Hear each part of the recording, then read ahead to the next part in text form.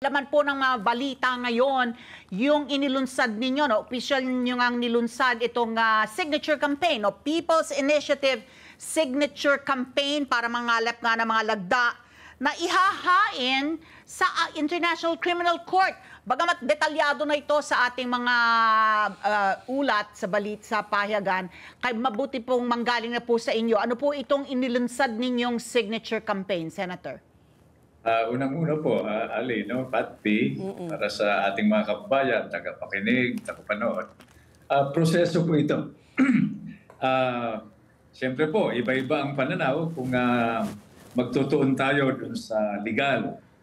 Hindi ho ito purely legal, hindi rin ito purely political. Ang pinag-uusapan po rito sa aming pananaw ay yung kasarinlan natin. Dahil sabi ng ating Pangulo, gumagana naman yung ating mga korte. Gumagana naman yung ating mga proseso para papapairal ng justisya. So, ang katanungan po namin, kaya dumulog kami hindi lamang sa ICC, kundi sa ating Korte Suprema, ay bakit natin ipauubaya sa ibang korte, sa ibang bansa, yung pagbibigay ng justisya sa ating dating Pangulo. Yun ang katanungan. Kaya sabi namin, ginamit po namin. Nagkakonsulta rin kami sa mga abogado, sa ibang mga eksperto. No? At ang isang paraan sa aming pananaw, bilang unang hakbang, ay ibalik ang dating Pangulong Rodrigo Roa Duterte, no, sa ating sariling bansa. No? Hindi tayo humusga kung guilty siya o not guilty. Ibalik siya rito para dito siya litisin. At dito husgahan kung siya ay may pananagutan o wala. Senator Grigo, sinasabi rin po ng ICC, no, na kumbaga wala na silang pakialam yung paraan kung paano siya dinala doon. Ang importante po ay nandun na po sila ngayon sa kustodiya niya, nasa kustodiya po ni si President Duterte po ng ICC, and lilitisin na, no, kumbaga may pre-trial na po na nakatakda sa September 23.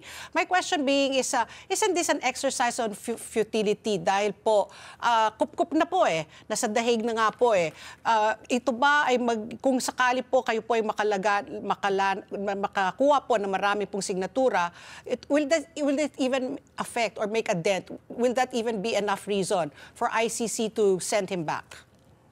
Or it's more just like a statement? Yes. No, Pat P, no, Ali, hindi sa amin mahalaga kung ano ang opinion nila. Ngayon, kung ganun sila, magbigay ng opinion na wala silang pakialam sa proseso, no, na nag-udyok para dalhin si dating Pangulong Duterte. So, hindi ho ba tayo nababahala? Kung wala silang pakialam dun sa proseso kung legal o may pagkakamali dun sa proseso, nadadagdagan ngayon yung argumento natin. Ngayon, kung makinig sila, no, at pumayag na ibalik dito, then thank you. Kung hindi, ang balak ko namin, Pat Pino, hindi kami titigil.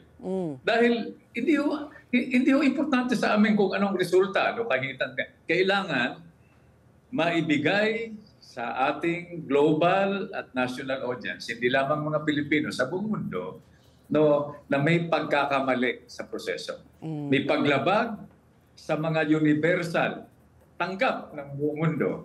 Diba? Yung pagpuprotekta, pangangalaga ng life, buhay, liberty, kalayaan, at yung ari-arian. These are universal principles. At ang sandalan po natin dito, yung regulasyon mismo ng ICC at yung ating saligang batas. Kaya ang apela ho namin dito, hindi lamang sa ICC, kundi sa Korte Suprema natin na maliwanag naman ho kung anong issue. So mag-desisyon na sila para magkaintindihan. Pero kami ho, anuman ang magiging paunang decision dito, hindi ho natin titigilan ito.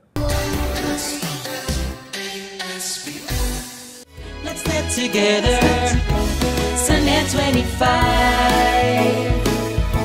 Sunnet 25.